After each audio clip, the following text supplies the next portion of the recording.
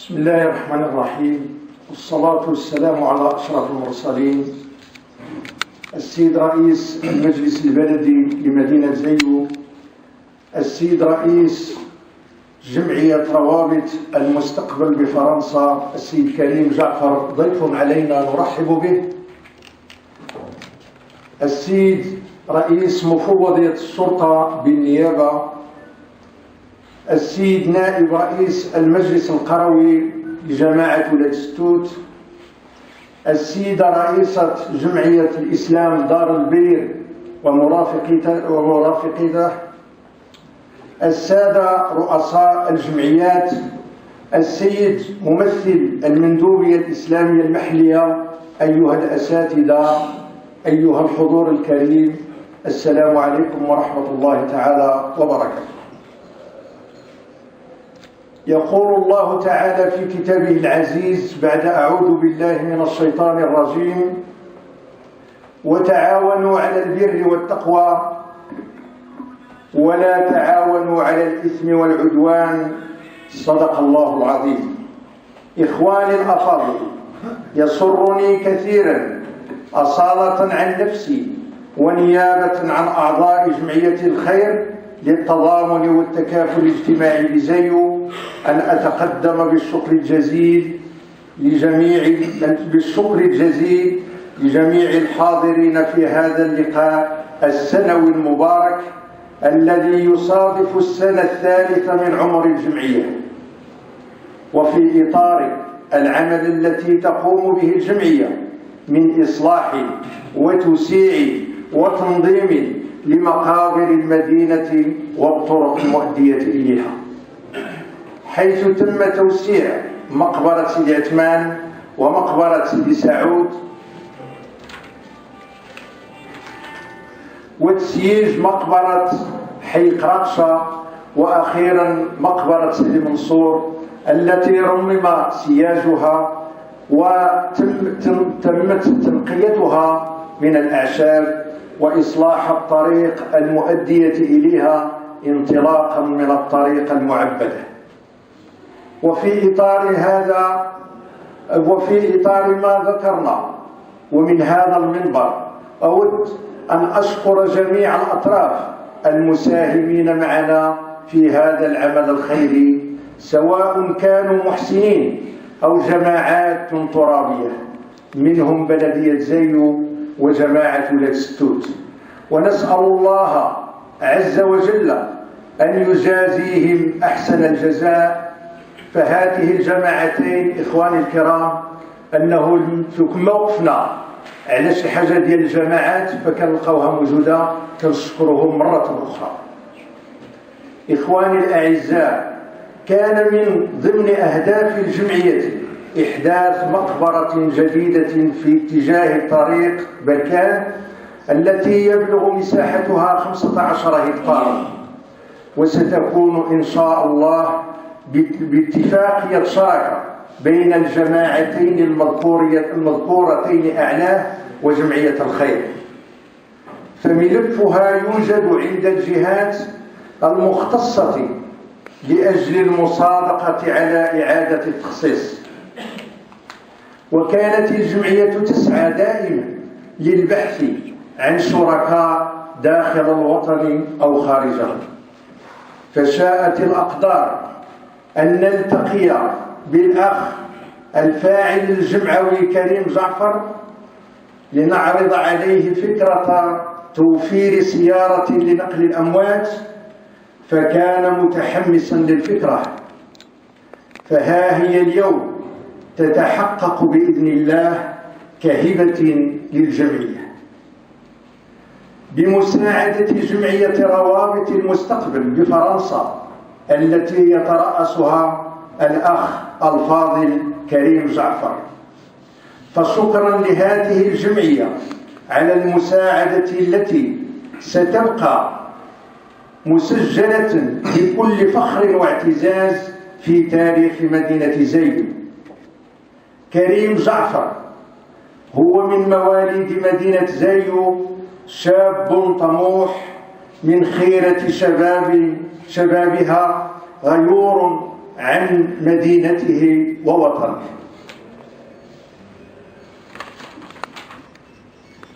ويحب الخير للجميع، حيث سبق له أن ساهم بحافلتين لنقل الطلبة من مدينة زيو إلى الجامعة بسلوان، وكما ساهم بتجهيزات لدار البر بزيو. ولن ينسى فئة المعاقين بالمدينة، حيث وفر لهم العديد من الكراسي المتحركة. وأقل ما نكافئ به هذا الشاب هو الاعتراف له بهذه الخدمات من خلال تكريمه، وهو شيء قليل في حقه أمام المساهمات التي يقدمها لهذه المدينة والمعاناة التي يتلقاها أثناء سفره من فرنسا إلى المغرب لإيصال المساهمات لأماكنها. إخواني الأفاضل، باسمكم جميعا نحيي أخينا كريم جعفر بتحية خالصة على هذه الالتفاتات المباركة والصدقات الجارية، فجازاه الله خيرا وجعل عمله هذا في سجل حسناته، وبارك له في عائلته الصغيرة والكبيرة. ولا ننسى أن نشكر أباه الذي رافقه في سفره هذا. ونختم كلمتنا بقول الله عز وجل في سورة المزمل: وما تقدموا لأنفسكم من خير تجدوه عند الله هو خيرا وأعظم أجرا. صدق الله العظيم. وفي الختام أشكر جمعية زيد بن ثابت على استضافتهم لهذا الجمع، والسلام عليكم. بسم الله الرحمن الرحيم. شكرا. في الحقيقة ما احنا ما جيناش باش نتكلموا بهالحضور وبهذا الكلام، لأن احنا في الحقيقة أنا كرئيس جمعية، هذا رئيس جمعية روابط المستقبل، عندي واحد الحماس، واحد الشيء اللي كنشعر به، وهو أنا كرئيس هذه الجمعية من هذه المدينة، وكنبغي دائما ولو أننا الجمعية موجودة في فرنسا كنبغي نفضل الكثير لهذه المدينة، لأن هذا كان مثلا هذه الأمبولانس ما جاتش من عندي كليدي ديالي، ولكن جات طلب من عند الإخوان، وأنا كرئيس الجمعية يعني كنستنى من الجمعيات اللي هنا في زيو باش نخدموا معاهم في أي مجال كان وأي مجال واحد. يعني كما كان قال سي مومون بلا أننا خدمنا مع الطلبة، خدمنا مع دار البير، والآن خدمنا مع هذه الجمعية اللي تشتغل مع المقابر. يعني في الحقيقة احنا ما عندنا حتى شيء تجاه الجمعية اللي كرأسها أنا، وهي أننا كنساعدوا باش ما كاين. وكنتمنى نتلاقاو. يعني تلاقيت مع جمعيات كثير هنا في هذه المدينة اللي كل واحد عنده يعني اختصاص ديالو، وكل واحد في الميدان ديالو. الشيء اللي بغيت نقول قبل ما نقدموا هذا الامبولانس، هذه، وهي ان في الحقيقه الشيء اللي كنلقاه هنا في هذه المدينه، وهو كنتلقى مع الجمعيات كيكون عندهم طلب اللي احنا يمكن نوفروه، يمكن نجيبوه، يمكن نخدموه، لان ما كاين حتى شي حاجه اللي مستحيله من الناحيه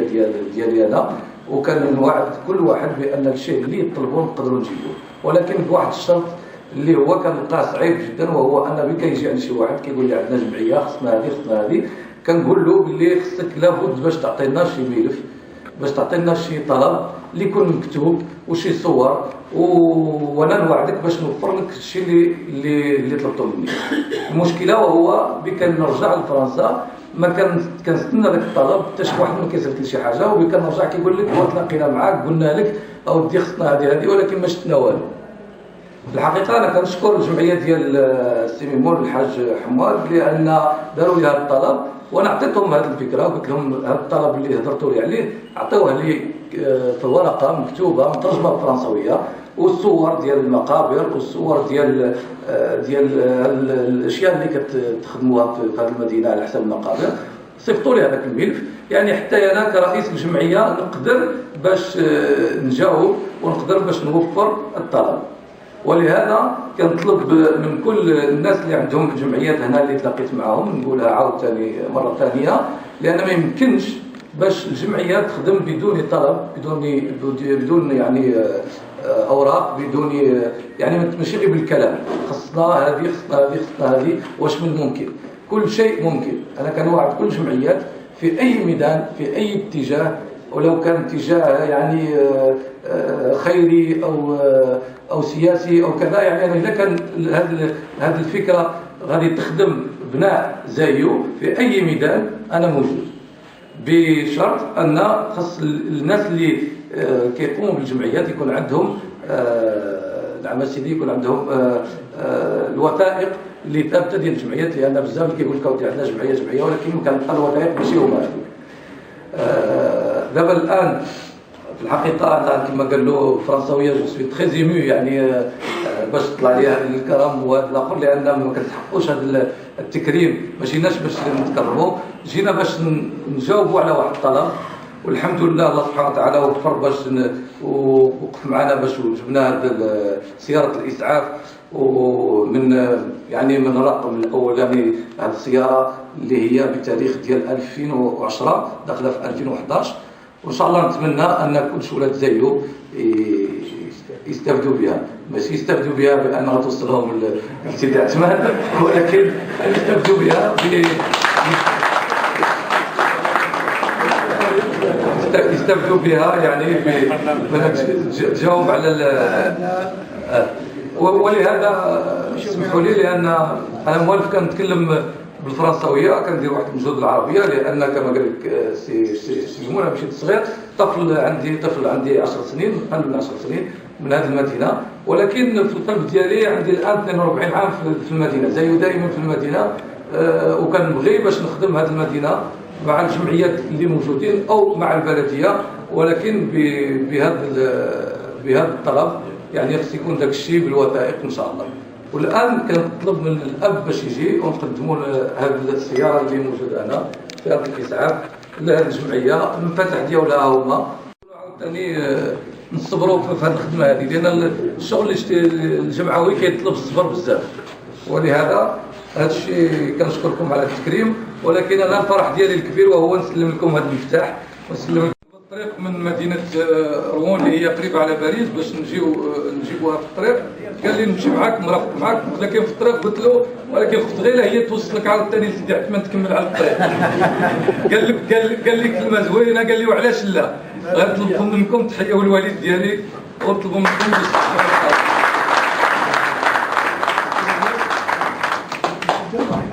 الله يرحمه ويخليك.